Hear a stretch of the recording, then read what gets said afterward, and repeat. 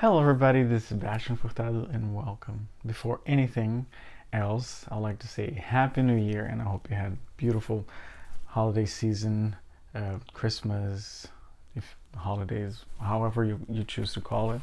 I hope you have a great end of year and I hope you have a great new year as well. I've been absent for the last couple of weeks because I was working a lot. Today it's my fourth day off, I think. I'm finally recuperating and feeling like my normal self.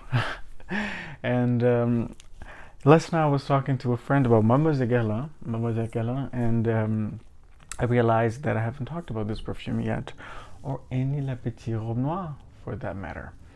And why do I say Le Petit Robe Noir? Because Mademoiselle Guerlain was actually Le Petit Robe Noir number 2, re-released as Mademoiselle Guerlain in the now retired Parisienne collection, Le Parisienne collection.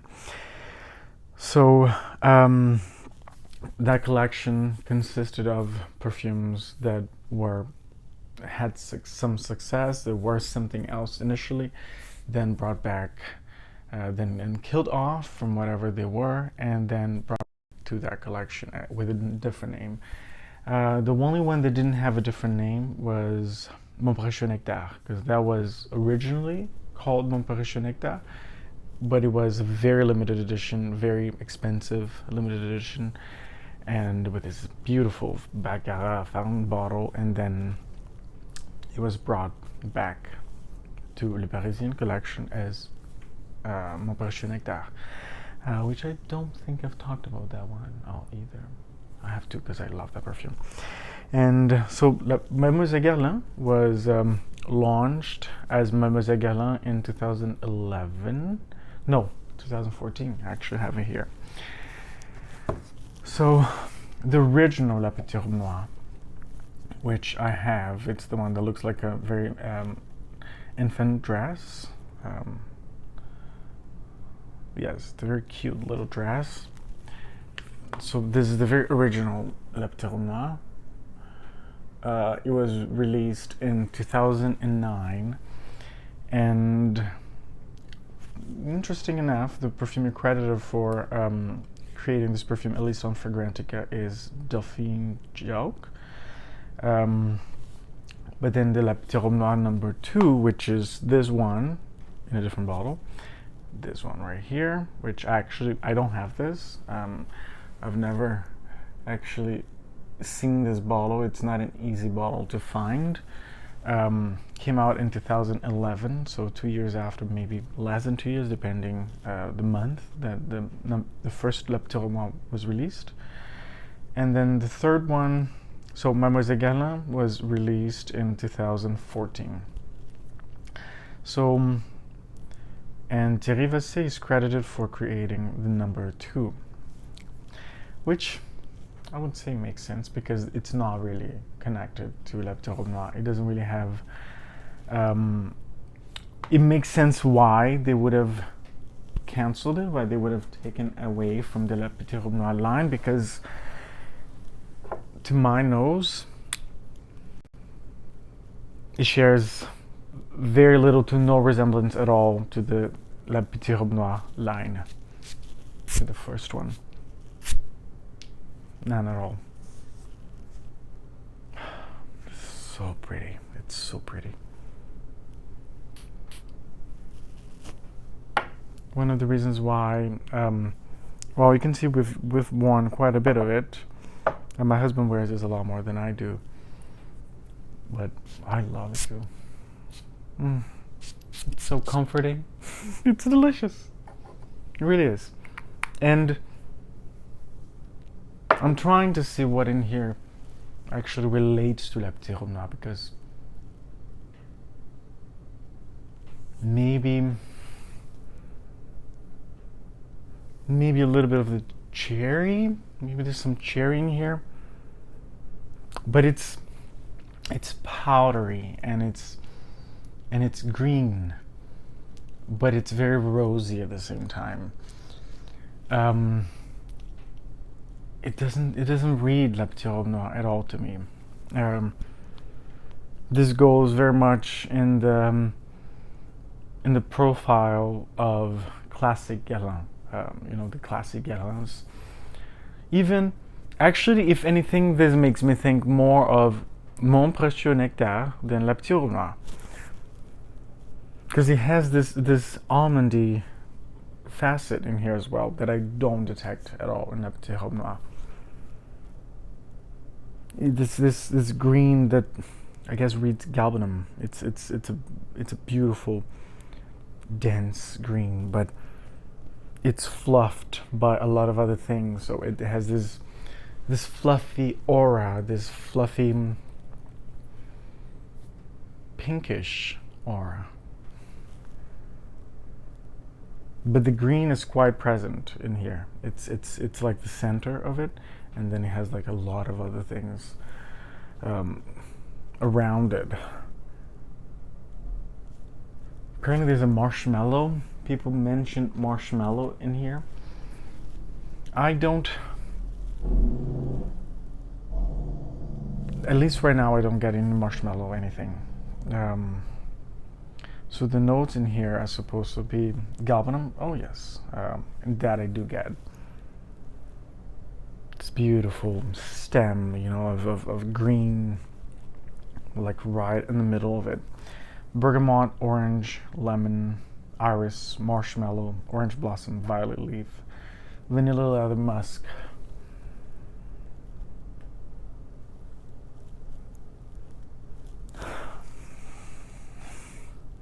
The galbanum is very strong. So I guess that's what makes it like sets it up really apart from La Petite Robe Noire, because I don't get any or a lot of galbanum in La Petite Robe Noire in any of them. Maybe the stronger ones that were released not that long ago. Absolute, I guess it's called.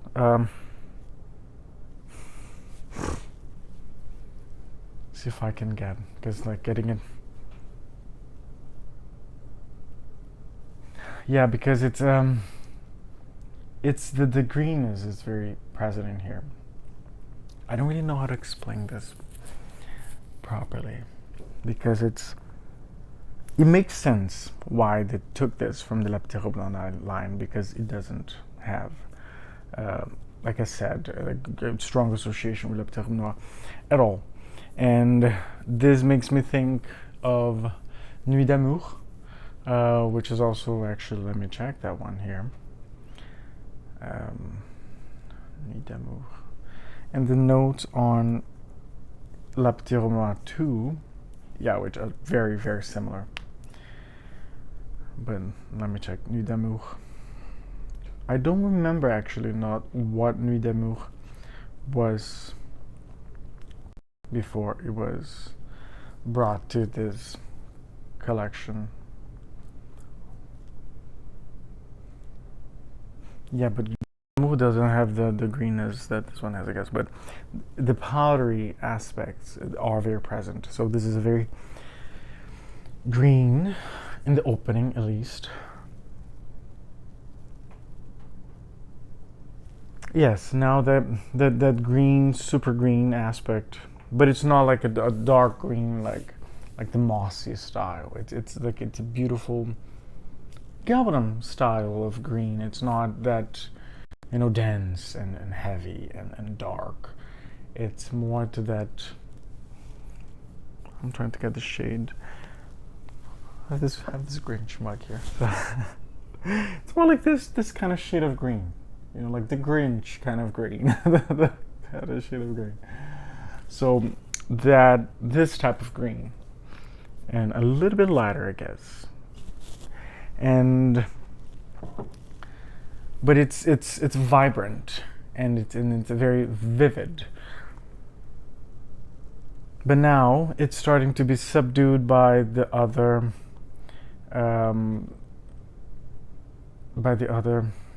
My goodness, trying to get back to my Mademoiselle.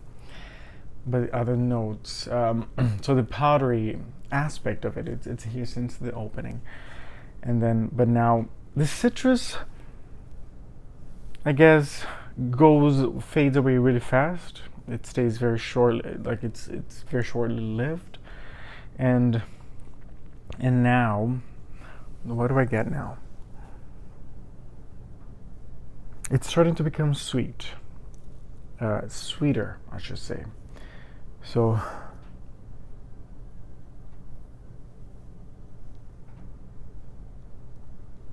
rose. I think there's rose in here too. It's not listed here, but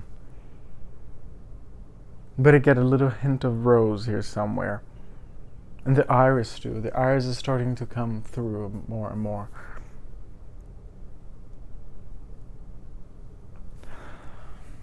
Yeah, it goes very much in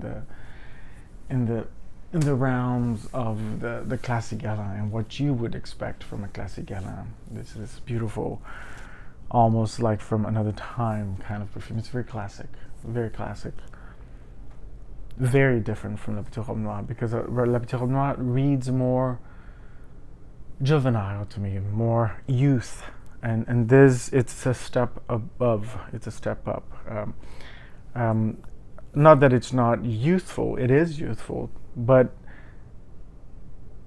it's a youth that has more experience. Do you know what I mean? Like it's more. It's not that naive type of youth. It has lived some, so it's. I guess it's like in the 30s, like late 20s, early 30s. Yes, it has this pillowy, soft. I guess it's what people associate with marshmallow, because maybe this texture that comes through as pillowy and soft and very delicate, which I guess it's a mix of the powderiness with some other note that I don't really know, maybe some component like chemical note. Yes, now the iris is quite beautiful, and the way it's now projecting against the galbanum, it's quite stunning, like really gorgeous.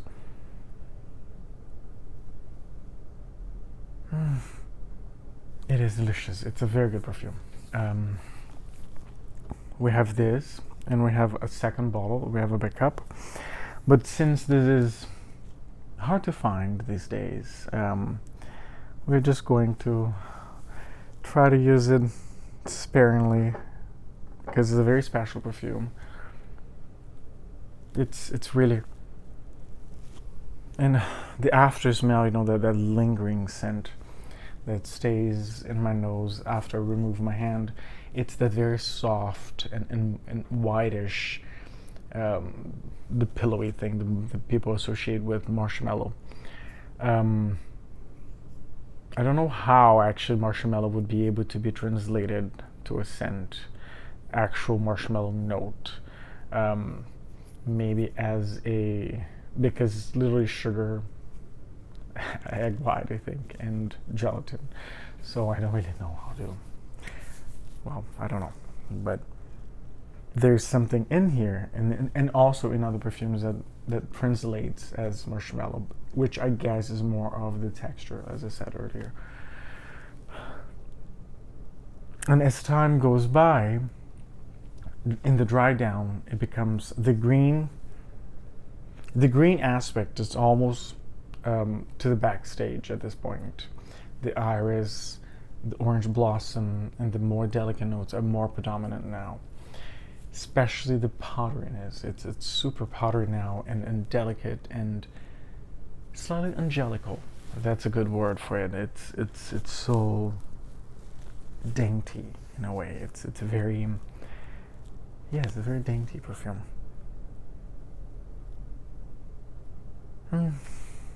Delicious, very soft iris. Now it's the iris is like full on here.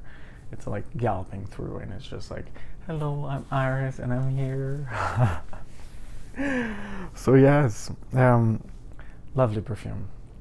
If you can get your nose on a sample, I would recommend, if you like powder perfumes with a hint of green and the opening, I think this would be right up your alley.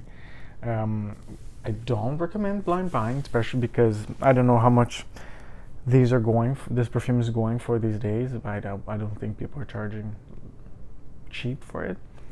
Um, but yes, if you could get your nose on either this or the La Petite Robe Noire #2, try. It's worth it. It's worth smelling every single perfume. Don't ever let any influencer tell you that don't buy this, don't buy that, don't smell it. Smell it. Smell it. You have your nose to smell, so get every single experience you possibly can. Smell every single perfume you can. If you don't like it, you don't like it, but you can tell you smelled it.